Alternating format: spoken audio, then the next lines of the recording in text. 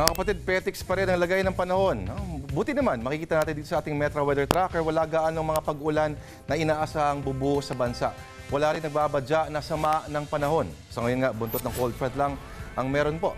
Apektado niya ng Luzon, lalo na sa bandang Silangan. Abot din dyan sa may Visayas ang epekto ng buntot ng cold front, kaya posibleng maging maulap din dyan, mga kapatid. Diyan naman sa timog ng Mindanao, may mga nakikitang pag-ulan dito po sa ating metra. Pero di naman yan dahil sa anumang weather disturbance. Basta, ingat lang po tayo mga kapatid. Pero maiba tayo. Quasi judicial, subpoena ducis tecum, subpoena testificandum. Nako, mga terminolohiyang Latin na dinig ngayon dahil sa media dahil nga sa impeachment. Ang tanong, naiintindihan ba ito? Kasama ng lahat ng malalalim na salitang pang-abogado, naiintindihan ba ito ni Aling Maring at Mang Juan? Dahil dito nakikisa ang whether or not sa panawagan na gumamit ng Filipino sa paglilitis ngayon sa Senado. Hanggat kaya lang naman.